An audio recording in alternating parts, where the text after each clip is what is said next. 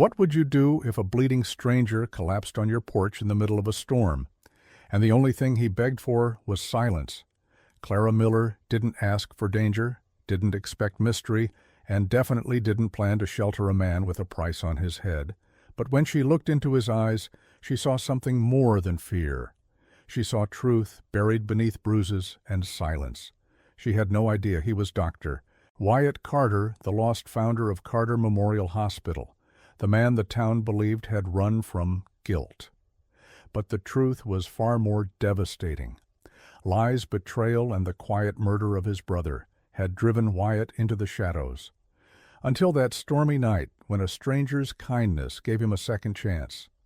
This is not just a story of justice. It's about redemption, courage, and the healing power of someone who refuses to give up on you. If this story stirred something in you, don't just scroll past. Like, subscribe, leave a comment, and share it with someone who needs to believe in second chances again. Because sometimes the people we save end up saving us. Clara Miller had never been one to panic easily, not when the chickens broke loose, not even when the well dried up 2 summers ago, but seeing a man collapsed face down on her porch in the middle of a thunderstorm turned her stomach cold. Lightning split the sky as she ran barefoot across the wood slats, her nightgown soaked and clinging to her legs. Rainwater streamed from the brim of a worn cowboy hat lying nearby, catching the stormlight like a bowl of silver. He wasn't moving, at least not at first. "Sir, hey, can you hear me?" she shouted over the rain, kneeling beside him. Mud caked his jeans, blood trickled from his temple. He looked like a man who'd fought both the earth and the sky, and lost. For a terrifying second he didn't react, then a twitch. His fingers curled slightly, his head turning with visible effort. "Don't call the cops," he rasped. Barely audible. Clara blinked. "You're bleeding. You need a hospital." "No," he hissed. "Just one night, please." His voice was wrecked, his face as pale as the lightning behind them, and yet his eyes half-lidded and dazed held something between fear and desperation. She looked toward the dark tree line beyond her barn. There, moving faintly between the pines, headlights flickered, engines grumbled in the distance like wolves pacing. Clara didn't hesitate. "Who's after you?" she whispered. "You don't want to know?" Every instinct screamed to lock the door and call the sheriff. But something deeper, something older and quieter urged her otherwise. She grabbed his arm, surprised by her own strength, as she lifted him. "You've got to move," she hissed. "Can't." "You can and you will," she snapped. Together, awkwardly, they stumbled toward the barn, each footstep squelched through the wet gravel, her breath shallow from both fear and exertion. Behind the rusted horse trough, Clara threw off an old feed tarp, revealing a hatch nearly lost to time. It groaned open, revealing a narrow cellar carved into the earth. "Get in." The man blinked at her, stunned. "You're serious? Do you want to die out here, or live long enough to regret this?" With a grunt, he dropped into the cellar just as beams of white light rounded the bend and swept across the barn's front wall. Clara slammed the hatch through the tarp back in place and wiped her trembling hands down her nightgown. Then she stepped out into the rain, just as a black pickup truck rolled into the yard. 3 men jumped out, tall, broad faces unreadable beneath the brims of their hats. The driver gave a tight-lipped smile. "Evening, ma'am. Sorry to bother you this late. Looking for someone?" Clara folded her arms, steeling herself. "This is private land. Just checking if you've seen a cowboy pass through here, bleeding limping a bit. Might have gotten into trouble." She didn't flinch. "No one's come by. I live here alone, and I don't take kindly to men poking around uninvited." The men exchanged glances. Then the driver tipped his hat. No offense meant ma'am. "Then leave," she said, voice rising, "or I call the sheriff." After a pause, they climbed back, in engines revved. Taillights vanished into the trees. Clara didn't wait. She bolted back to the barn, heart pounding as she tore off the tarp and flung the hatch open. Inside, the stranger was shivering, eyes barely open. "They're gone," she whispered. "Let's get you inside." And as the storm rolled past and shadows clung to the corners of her world, Clara helped a bleeding stranger into her home, unaware that the man she had just saved was about to upend everything she thought she knew. The rain was slowing, but Clara's heart still thundered louder than the sky. She dragged the man across the slick barn floor, careful not to jostle his wounds. Though her grip trembled from the effort, every step felt stolen, every second precious. She hadn't asked his name, not yet. Names felt too civilized for a night like this. By the time they reached the back door of her cabin, his breath was ragged, and he leaned heavily against her shoulder. His boots scraped across the floor as she half carried him to the couch, easing him down onto the cushions with more care than she gave her own bones. His eyes fluttered shut, lashes wet against bruised cheeks. Clara sprinted to the kitchen, water towels, anything. She grabbed the kettle, set it to boil, then moved to the bathroom where she tore through drawers with the panic of someone realizing how unprepared they truly were. Gauze-rubbing alcohol, a couple of painkillers. No antibiotics, not even iodine. "Damn it," she whispered, hands shaking. Back in the living room, the man was barely conscious. She knelt beside him and began dabbing at the blood near his temple. Her touch careful but firm. "I'm not a nurse," she murmured mostly to herself. "So don't you dare die on my couch, cowboy."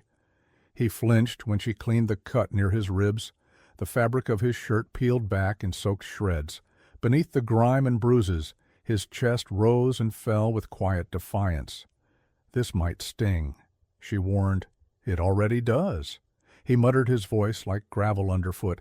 She nearly smiled, but it faded too fast. "You're lucky I found you first." His eyes opened slightly more lucid now. "Or maybe you're the unlucky one." Outside, the sound of an engine rumbled again, distant but unmistakable. Clara's breath caught. She rose silently and peered through the curtain, headlights weaving between the trees. They were back. "Don't move," she hissed, dashing to the switch to kill the lights. Within seconds, the same black pickup rolled up, this time slower, deliberate. Clara stepped onto the porch. Arms crossed her heart, pounding against her ribs like a warning drum. The same man stepped out. "Evening again. Just making sure we didn't miss anything earlier." "You did," Clara said coldly, "your chance to leave polite." Another man approached the barn door, just checking the place. "I already told you. No one's here. This is my land, and I've got every right to defend it." The tension snapped taut in the air. Then, after a pause, the leader tipped his hat again. "No harm meant, ma'am?" They backed away slow and watchful. She didn't turn her back until the taillights disappeared completely. Only then did she sprint back inside, bolting the door chest heaving. She checked the windows, locked curtains drawn. The man on the couch hadn't moved, but his eyes were open now, watching her. "You lied for me," he whispered. "I did." She replied, her voice steady, despite her shaking hands. And as the last rumbles of tires faded into the distance, Clara knew she had crossed a line that couldn't be undone. Not with a stranger, and not with herself. Clara stood motionless for a long moment, the echo of the pickup truck fading into the night. Her soaked nightgown clung to her skin like regret, but she pushed it from her mind and returned to the couch. The man lay there like a war survivor, mud-smeared pale bruises darkening along his jaw and temple. His shirt, half torn, revealed a deep gash near his ribs, the kind that would have easily gotten infected if left untreated. She set down the bowl of warm water and supplies on the coffee table and knelt again, steeling herself. "This is going to hurt," she warned, though her voice came out softer than expected. He gave a faint nod, jaw clenched. Clara began to clean the wound, her fingers more confident now, each movement laced with something deeper than duty. She wasn't just tending to a stranger somewhere along the way. Something about him had stirred a memory she couldn't place. A kind of hurt she recognized but hadn't spoken out loud in years. As she dabbed antiseptic along the worst of the gash, his breathing hitched. His hands gripped the couch cushion. Still, he didn't cry out. He only whispered once, "Been through worse." "That doesn't mean you deserve to go through it alone," she replied. He blinked, eyes flickering toward her, faintly surprised by the conviction in her voice. Clara poured water over a rag and wiped the dried blood from his temple. The act was intimate in a way that made her nervous. She hadn't let anyone this close in a long time, not since her father passed, not since this house became hers and hers alone. As she wrapped a bandage around his ribs, she finally asked the question that had been clawing at her since the moment he fell onto her porch. "Why were they chasing you?" His silence stretched like a second heartbeat. Then finally he answered, voice low and hoarse. "I told the truth at the wrong place, the wrong time." "That's vague," Clara murmured. "It's all I've got right now." She paused, eyes narrowing. "You expect me to risk everything for someone who won't even give me their name?" He closed his eyes briefly. "Wyatt. That your first name or last? Does it matter?" "It might when I'm trying to explain why I've got a bleeding man passed out in my house." For a second Clara thought he wouldn't respond. Then, just Wyatt. She sat back on her heels, studying him.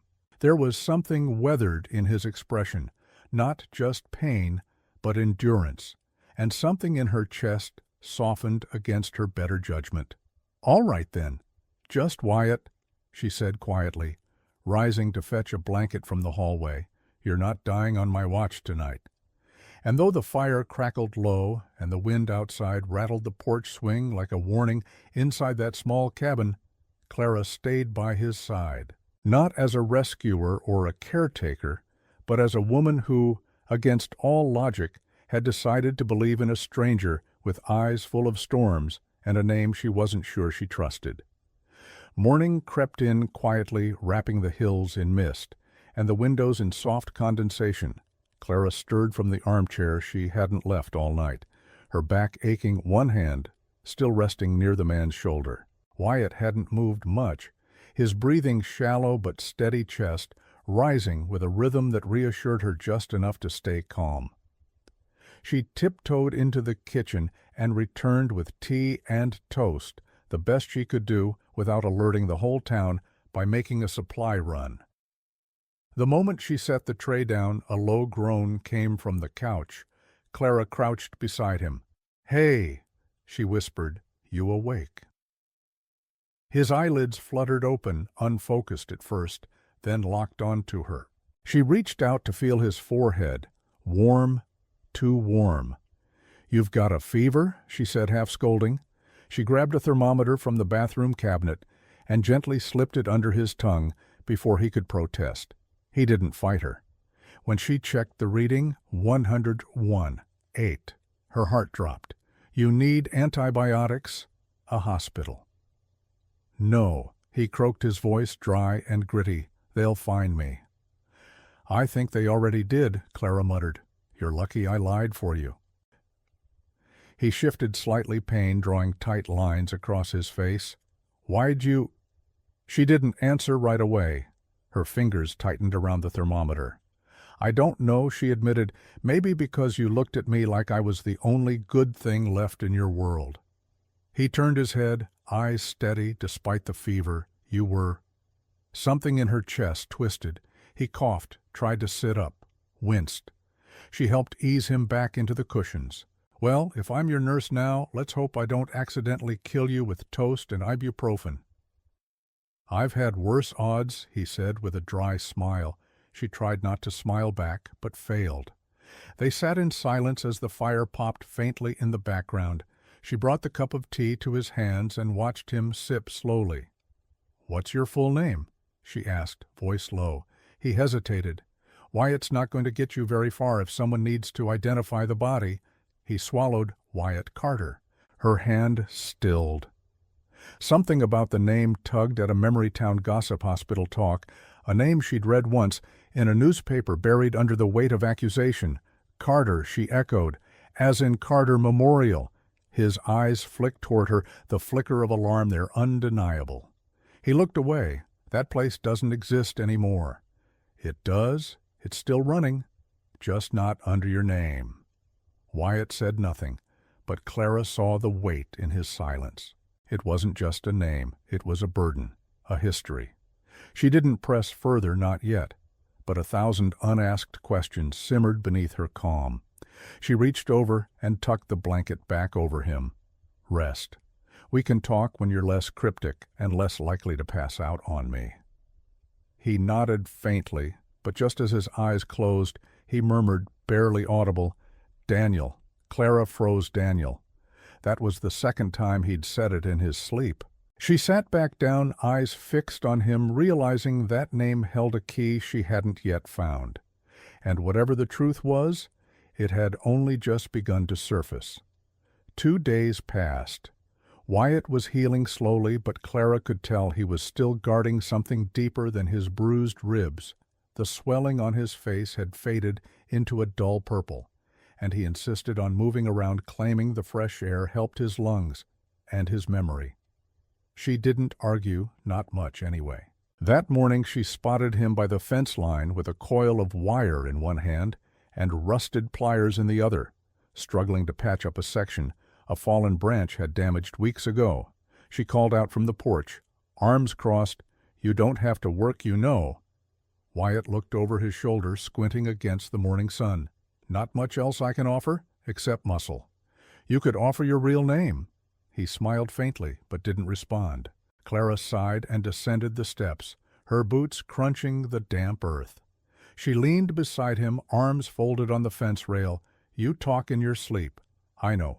You keep saying Daniel, and something about dosages. You want to explain that Wyatt—" His hands froze on the wire. For a long time he didn't speak, then he straightened up slowly, as if gathering the air itself before letting it go. "Daniel was my brother." Clara turned to him, stunned. He didn't look at her. His eyes fixed on the trees ahead, the sky beyond them. "He died in a hospital." Wyatt continued, his voice more gravel than sound, not because of some accident, not because his body gave out, but because someone got careless. Someone lied about it later. "Which hospital?" she asked, though she already knew. He looked at her now, and in that glance she saw grief that had aged like whiskey sharp bitter and impossibly old Drake Memorial. He said, "You were a patient there, too." "No," he said quietly. "I built it." Her breath caught. She stared at him, waiting for the confession to crack into absurdity, but it didn't. He wasn't lying. The weight in his tone was too real, too exhausted to be false.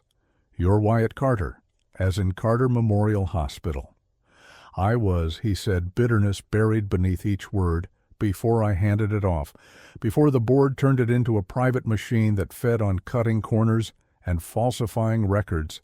Clara leaned back against the post, her breath shallow. "What happened to Daniel?" "He was smart, too smart. Found discrepancies in the pharmacy logs, dosages that didn't make sense, signatures that weren't real. He brought it to me thinking I could protect him." He paused, looking down at his boots. "Next day he was dead.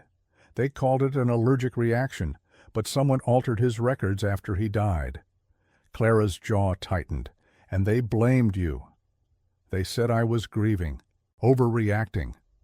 The board flipped the story, painted me as unstable. "By the end of the week, I was stripped of everything, and you disappeared. I thought if I left quietly I could find proof without putting more people in danger." Clara was quiet for a long time, her hands curled around the edge of the fence, the cold metal grounding her. "You should have told someone." "I tried." Wyatt said. "No one listened." She looked at him, then really looked.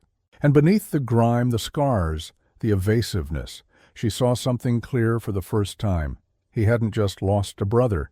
He had lost himself, trying to protect a truth no one wanted to hear. And, standing beside that broken fence in the golden hush of morning, Clara made a decision. If the truth hadn't found a voice, then it would now. And she would be the one to help carry it. The air shifted before the sound came. Clara felt it in her chest, a drop in pressure, a silence too sudden to trust. Then, Like thunder breaking through stillness, the engines returned, not one, not two, three. Their roar tore across the valley like a war cry, low and cruel and fast. Clara stood frozen near the fence, eyes wide. Wyatt dropped the pliers instantly, his entire body stiffening. Inside. Now. He barked, his voice stripped of the weariness that had dulled it for days. "You're not going out there alone," she snapped back. "I'm not giving them another shot at you. And you think I'll just hide and let you get gunned down? I'm not the one they want, Clara. But if they see you with me, you will be—" Already the first of the black trucks had burst past the lower edge of the field, its grill snarling as it fishtailed through the gravel path, barreling straight for the barn. "They've found us," Clara whispered. A man leaned out the passenger window and pointed. Wyatt didn't hesitate. In one fluid motion, he sprinted to the paddock, flung open the gate, and leapt onto the back of his old mare, without a bridle or saddle. Clara had never seen anyone mount a horse like that. Not with that kind of urgency, that kind of unspoken bond between man and beast. He slammed his heels into her sides, and the mare shrieked, rearing before bolting across the field. "Wyatt!" Clara screamed, but he was already gone, a blur of speed and instinct, heading toward the woods. The trucks roared behind him, splinters of the broken fence flying like shrapnel. Tires tore into the grass engines, howling as they gave chase. One shot cracked through the air, a warning or maybe a promise. Clara ducked low behind the barn door, heart clawing at her throat, hands digging into the dirt floor. Through the slats she watched as Wyatt leaned low against the mare's neck, whispering something only the animal could hear. Together they crossed the shallow creek at the base of the hill in a spray of silver water. Behind him, the lead truck slid sideways on the wet earth, nearly toppling as it tried to follow. The others weren't far behind. From the driver's side of the lead vehicle, a man emerged, tall, clean-cut eyes, hard as bullet casings. Travis Blackwell. Wyatt spotted him and veered hard to the right, into the dense pine woods that surrounded the property. Fog twisted between the trunks like ghosts, swallowing him whole in seconds. The trucks screeched to a halt. Doors slammed. Shouts rang out. They went in on foot guns, drawn voices barking commands into the trees. Clara didn't think, she just ran. The cold slapped her face. Branches clawed at her arms, but she pushed forward, driven by something primal and wild. She ran until the shouting grew louder, until gunmetal shadows danced ahead between trunks. Then she dropped behind a fallen tree, holding her breath. In a mist-choked clearing just ahead, Wyatt stood alone. His shirt was torn again, blood seeping from a fresh cut at his temple. One of the attackers writhed in the mud behind him, groaning. The other two circled, rifles raised. Clara's heart pounded, 3 against 1. Wyatt didn't flinch. With a roar, he tackled the nearest man, fists flying. They went down hard, a mess of grunts and slamming bodies. Click. The sound froze time. Travis Blackwell stepped from the fog, gun pointed at Wyatt's back. "Enough!" he snarled. Clara's breath caught. She almost screamed. Almost. But then sirens, wailing, cutting through the mist like a blade of light. Red and blue flashing through the haze. Travis cursed and spun. Deputies swarmed the clearing. The attackers scattered, dragging their injured companion. Clara burst from hiding and sprinted toward Wyatt. He was on his knees, chest, heaving eyes wide as the deputies surrounded him. "Son of a gun!" one officer murmured, lowering his weapon. "That really is Wyatt Carter?" Clara stood just behind them, stunned, breathless. Her world tilted at the name she hadn't dared believe was real until now. Wyatt Carter, her bleeding stranger, wasn't just a fugitive. He was the ghost of a man this town once revered. The sheriff's office smelled like old coffee and older carpet, the kind of place where truth got stuck in the walls, waiting for someone brave or desperate enough to air it out. Clara sat in the hard plastic chair near the front, numb fingers wrapped around a paper cup she hadn't touched. Her boots were still muddy from the chase, her shirt torn at the sleeve. None of it mattered. Not after what she'd just heard. Wyatt Carter. She had heard that name in town before, once whispered, like reverence, later spat, like betrayal. The man who founded the hospital, the man who vanished after his brother's death, the man people claimed ran away from guilt, not justice. Until now, the sheriff walked in from the back hallway, hat in hand. He gave her a long look before speaking. "Looks like that cowboy you've been hiding isn't just anybody." Clara stood slowly. "So he really is Wyatt Carter, Dr. Wyatt Carter. Harvard-trained, built Carter Memorial from the ground up, ran it like a sanctuary until it all went sideways. His brother Daniel overdosed in that same hospital. The board blamed Wyatt, claimed negligence. He disappeared before they could fire him outright. Some folks thought he took his own life." Clara swallowed hard. "He didn't—" "No." The sheriff said he just went underground. He gestured toward a hallway. "He's bruised and stitched up, but stable, wants to see you." She followed in silence, her heart pounding louder with every step. They reached a small room, more holding cell than hospital bed. Wyatt sat on a cot, arms bandaged, eyes tired but clear. A paperback lay beside him, barely touched. When Clara entered, he looked up slowly. No armor left, no clever lines, just the quiet resignation of a man who had run out of places to hide. "You lied to me," she said, closing the door behind her. "I didn't tell the truth," he replied, voice soft. "There's a difference." She crossed her arms. "You told me your name was just Wyatt. It is Carter's, a name I left behind. Why?" He hesitated, then said, "Because people die when they tell the truth." Clara's breath caught. "Daniel found something, didn't he?" Wyatt nodded. "He uncovered falsified dosage reports, altered patient logs. He brought them to me. I promised to protect him. The next day, he was dead. They said it was an allergic reaction, but his chart had been changed after—" Her voice cracked. "Who did it?" "Travis Blackwell." "And 2 other board members. Daniel had proof they were stealing from the hospital, cutting corners, risking lives. I tried to go to the police. They dismissed me. I went public. They destroyed my reputation. So you disappeared? I wanted to gather what I needed quietly, build a case, but they found me." Clara looked away, brushing at her face. "I would have helped you if you'd told me, and I didn't want to drag you into it. You already did." He lowered his head, remorse settling in his shoulders like weight. She stepped closer. "I don't know everything yet, Wyatt, but I know this: you loved your brother, and you didn't run from guilt. You ran for truth." He looked up, something breaking open in his expression. Gratitude maybe, or grief, or just the relief of finally being seen for who he really was. "I'll help you," Clara said, voice steady now. "We'll finish what Daniel started." And as the weight of silence settled between them, it no longer felt like a burden, but a beginning. The rain had stopped, but the chill hadn't left. Back at the cabin, Clara moved quietly through the guest room, folding the blanket Wyatt had used her fingers, brushing the imprint of his rest. She had come back to grab a few things before returning to town, but something made her pause, an instinct, or maybe a need for answers that hadn't quite surfaced yet. His duffel bag still sat in the corner, tucked behind the nightstand. She wasn't proud of what she did next, but her hands moved before her guilt could speak. She unzipped it, files, folders, pages worn at the edges, patient charts, inventory sheets, highlighted signatures. It was all here, everything he'd been carrying, everything he hadn't said. But beneath them all, folded neatly like a keepsake, was an envelope. "To my brother, if I never get to say goodbye." Clara sat down the letter, trembling in her hands as she unfolded it. The handwriting was rough, the ink smudged in places like he'd rewritten it over and over.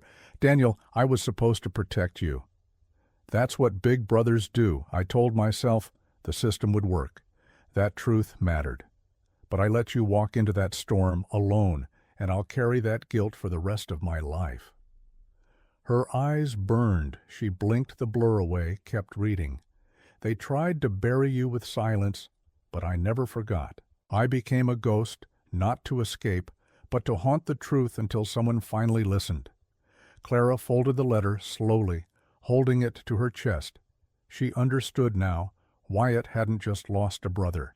He'd lost the right to grieve openly, to scream for justice, to demand answers without being labeled the villain. He hadn't just disappeared, he'd erased himself to honor a promise he hadn't been allowed to keep. When she returned to the station that evening, Wyatt was still sitting on the cot, his posture quiet but alert. He looked up as she entered, eyes searching her face. She didn't say anything, just walked to him and held out the letter. "I found it," she said. He didn't ask what she'd read. He didn't need to. "I think Daniel heard you," she whispered. "I think he forgave you a long time ago." Wyatt looked away, jaw clenched, a flicker of rawness passing through his features. She sat beside him. "You've carried this alone long enough. Now it's my turn." He looked at her slowly, something softening. "Clara." "No," she said, firm but kind. "You don't get to thank me yet. We're not done. Not until the truth has a voice. Not until the ones who buried your brother's name are exposed for what they really are." Wyatt blinked, and for the first time she saw not just pain, but purpose. She smiled. "We're going to finish this together." The hallway smelled of antiseptic and floor wax, but it was the silence that unnerved Clara most. Not the silence of calm, but the kind born from years of corporate sterilization, the kind that muffled questions and buried ghosts under polished tiles. She stood in the lobby of Carter Memorial Hospital, now renamed, redesigned, and devoid of anything that resembled Wyatt's original vision. She clutched a worn manila folder to her chest like a lifeline. Inside it was the Truth Pharmacy logs, hand-scribbled notes, patient records, and the raw pages Daniel Carter had written before he died, evidence that had survived a smear campaign and 5 years of silence. "I'm here to see Dr. Morrison," she told the receptionist. He raised a brow. "Do you have an appointment?" "No, but he'll want to see me. It's about Dr. Wyatt Carter." The name cracked the air like thunder in a church. Minutes later, she was ushered into a small office on the 3rd floor. Dr. Morrison was seated behind a desk cluttered with papers, reading, glasses perched on his nose, his posture wary. He looked up, surprise flickering across his face, as Clara set the folder on his desk. "My name's Clara Miller." She began, "I know Wyatt. He's alive. He didn't vanish because he was guilty. He vanished because he was hunted." Morrison didn't speak, only opened the folder. As he scanned each page, his expression shifted, first confusion, then disbelief, and finally something darker. She watched his hands tremble slightly as he reached Daniel's notes. "I always knew something was wrong," he murmured. Daniel double-checked everything. The allergy flag missing from his chart the day after it was no coincidence. Clara leaned forward. "Wyatt needs someone credible, someone who was there. You're one of the few who never took sides publicly. That means you still have something left to protect." He looked up slowly, the weight of old memories pressing into his shoulders. "I kept copies of the original staff logs. When the board ordered us to destroy everything, I saved what I could. I didn't know why. Maybe now I do." For the next 2 hours they combed through dusty files and scanned documents, old rosters, digital backups, time-stamped medication reports that didn't match prescriptions. Each page stitched the narrative tighter, every discrepancy driving a deeper wedge into the lies the hospital had built its reputation on. "It's all here," Clara said at last, her voice quiet but sure. "Everything they thought they erased?" Morrison nodded. "This isn't just enough to clear Wyatt. This is enough to bring them down." She gathered the documents, her hands no longer shaking. That night she returned to the sheriff's office, where Wyatt was waiting in the same holding room, bathed in yellow light and the hum of machines. She walked in without a word and placed the expanded folder in his lap. "Dr. Morrison remembers," she said, "and he has proof." Wyatt blinked, stunned.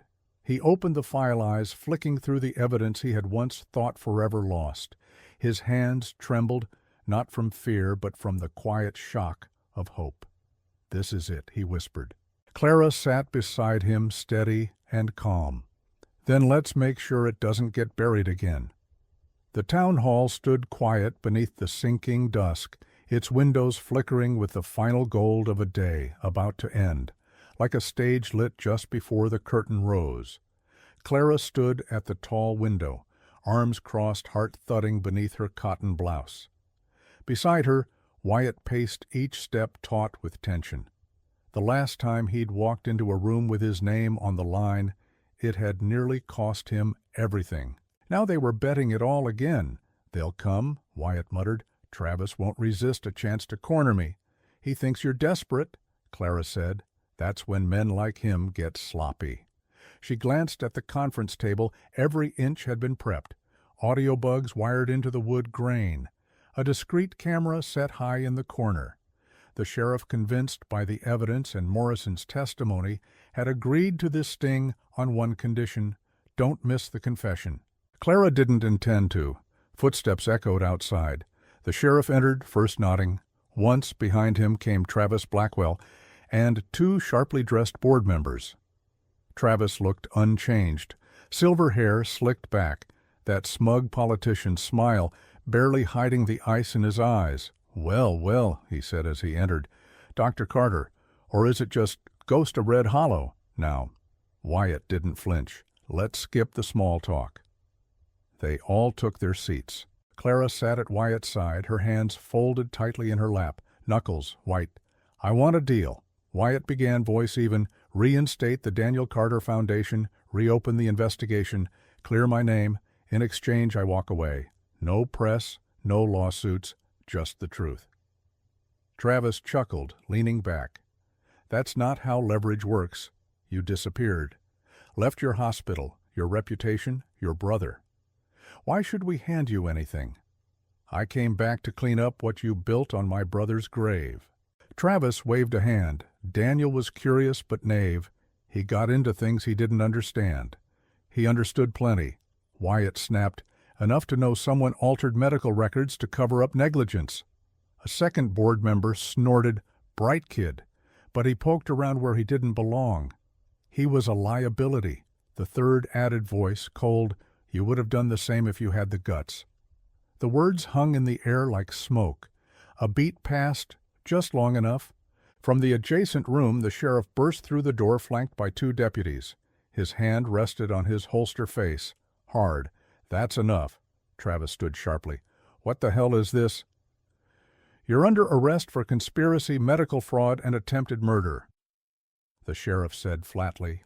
"All of you." The board members froze, but Travis didn't. He reached into his jacket and drew a pistol, pointing it directly at Clara. "Don't move." Wyatt moved first. He lunged, grabbing Clara and throwing them both to the ground just as the gun fired. The shot cracked through the air. Clara screamed. Wyatt grunted, then sagged against her, blood soaking through his shirt. Deputies shouted. The gun clattered to the floor. Travis was tackled, pinned to the ground in seconds. Wyatt lay motionless, eyes fluttering. Clara knelt beside him, pressing her hands to his side, her breath shattered by panic. "Stay with me, please, Wyatt. Just hold on." His hand reached for hers, barely able to grasp. "Did we get them?" She nodded, tears blurring her vision. "We got them all." A faint smile ghosted his lips. "Daniel can rest now." Then his head slumped and the world tilted again, this time into silence thick with fear and sirens that screamed far too loud for victory. The ICU room was colder than it had any right to be. Machines beeped in slow, methodical rhythm beside Wyatt's hospital bed, each sound a defiant echo that he was still alive. But barely tubes snaked from his arms, a heart monitor pulsed on the screen, and bandages wrapped his torso like a cage made of gauze and pain. Clara hadn't left the chair by his bedside in 24 hours, not for coffee, not for a cot, not even to change the clothes still stained with his blood. She sat there motionless, watchful, her hands folded in her lap like a prayer she didn't know how to finish. The doctors had removed the bullet, but the damage had gone deep, a rib fractured, lung bruised, blood loss, severe. He was stable for now, but the next 48 hours would decide whether he lived through the storm he'd come back to face, and Clara couldn't do anything but wait. In the dim light of the room, she unfolded a letter she had found tucked deep inside Wyatt's duffel bag, beneath the folders beneath the truth. It was creased and worn, the ink faded, but the words cut fresh. "To my brother, if I never get to say goodbye." Her voice caught as she read it aloud, though Wyatt couldn't hear her, or maybe he could. She read anyway, line by line, word by word, as if it might pull him back.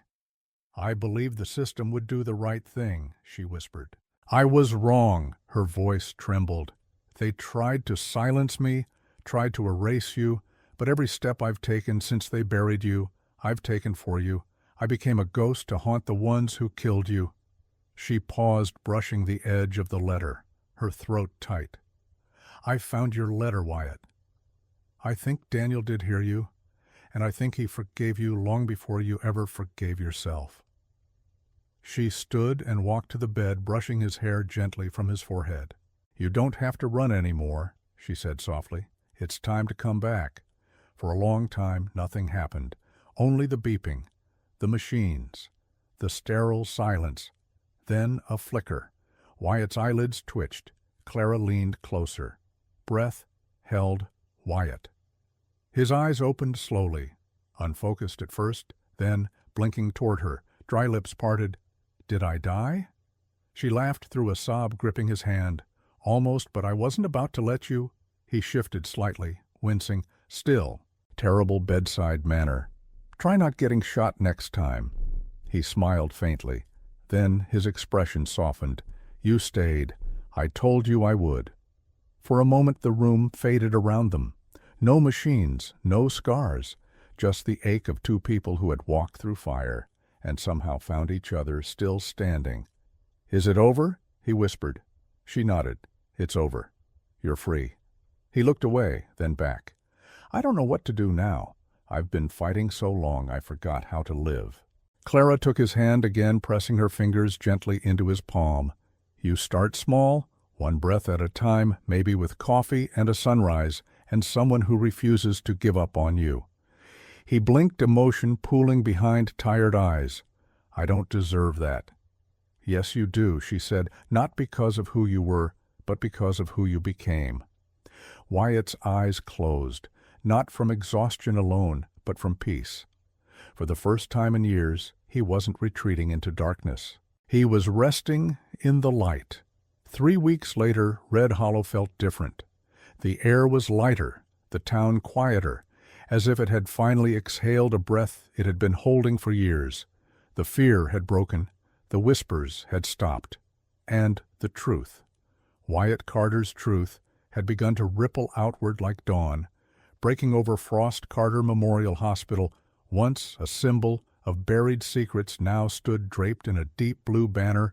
Bold white letters stretched across the entrance, Daniel Carter Healing Center. Clara stood at Wyatt's side as they faced the crowd.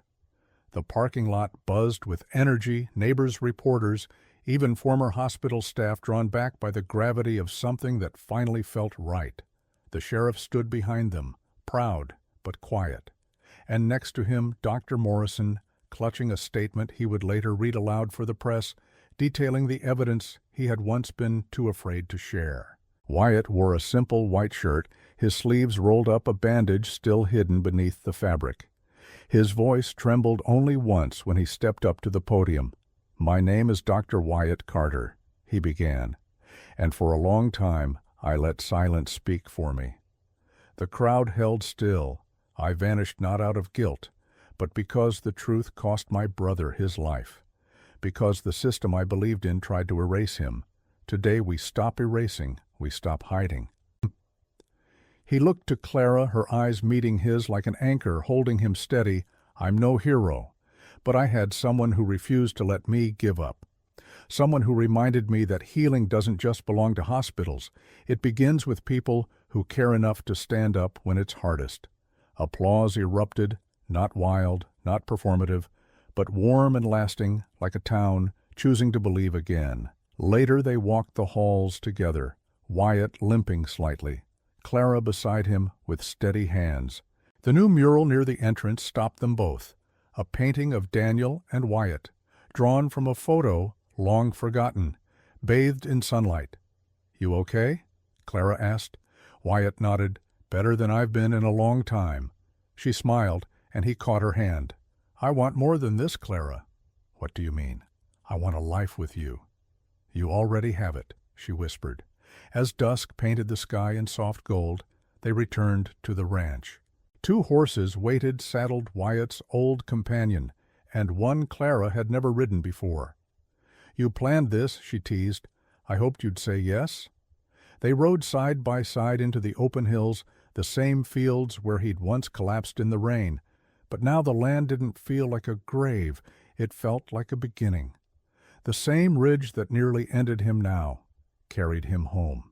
Sunlight spilled through the tall glass windows of the newly renamed center, casting warm beams across the polished floors. There were no more sterile shadows, no hollow echoes of secrecy. The hospital that once buried the truth now stood as a place of healing, not just for the body, but for memory, for legacy. The lobby was filled with people. Some had once doubted Wyatt, others had stayed silent out of fear. But all of them were here now, drawn by the gravity of redemption and a name they'd once forgotten to honor, Daniel Carter. Wyatt stood at the podium in front of the hospital entrance, his posture straighter than it had been in weeks. He wore no lab coat, no symbols of power or position, only jeans, a clean white shirt, and the look of a man who had earned his second chance, not by title, but by truth. "I never thought I'd be back here," he began, his voice steady, despite the tremble underneath. "And I never thought I'd stand before you, not as a doctor or a founder, but simply as a brother." His eyes scanned the crowd. No cameras now, no rehearsed statements, just people listening. "For a long time I believed silence was safer, that disappearing would protect what little I had left, but silence only allowed injustice to grow louder." He paused, glanced toward Clara, who stood beside him near the hospital steps. Her sundress caught the wind, her eyes calm but fierce. His anchor. "I'm not a hero," he continued. "I'm just a man who refused to let his brother's death be rewritten. And I'm standing here because someone, one person, refused to let me disappear into that silence." Clara's eyes shimmered. "We don't rebuild what was lost today." He said, "We build what should have always been, a place where care is sacred, where oversight is honest, and where no one's voice is ever silenced again." The crowd erupted in applause. Some clapped, some wept. And amid it all, Wyatt stepped down and took Clara's hand, his grip firm, his touch steady. Later they walked through the halls, every corridor now freshly painted, the nurses' station, buzzing again with life. On the eastern wing wall, a mural showed Daniel standing beneath the words, "Let healing be our first promise." Clara stopped to take it in. Wyatt stood behind her, quiet for a moment. "You never told me what made you stay," he said softly. "I didn't need to," she answered, turning to face him. "I just knew I wasn't supposed to walk away." He smiled, the kind that came from somewhere deeper than happiness, something rooted in survival, in forgiveness, in coming home. "You gave us both everything," she whispered. "And now," he replied, "the rest is yours." The sun dipped low across the hills, casting long golden shadows over red hollows, open fields. From the ridge above, Clara and Wyatt sat astride their horses, watching the town glow beneath them. The hospital sign shone clearly from here. Daniel Carter, Healing Center, illuminated by the fading light, no longer a symbol of secrets, but of something reborn. The wind brushed Clara's cheek as she looked sideways at Wyatt.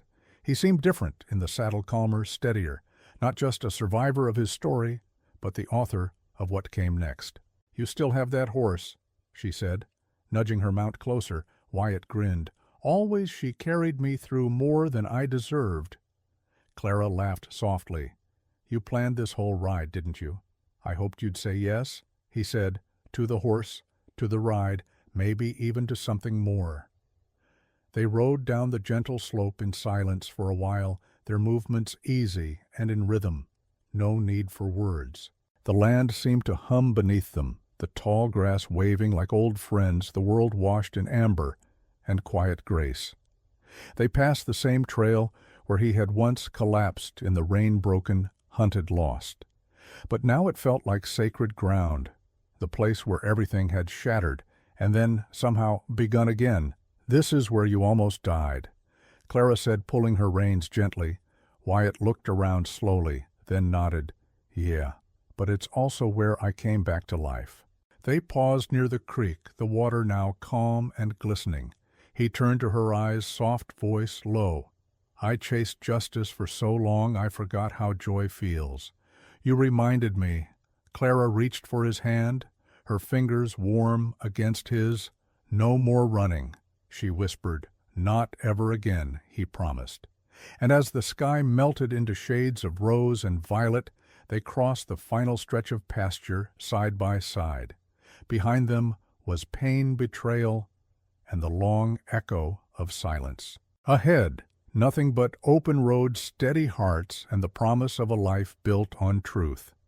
They crested the ridge together, horses slow and breath even, and looked one last time across the valley that had nearly swallowed them whole, and then they rode on, not as ghosts, but as two souls, finally whole.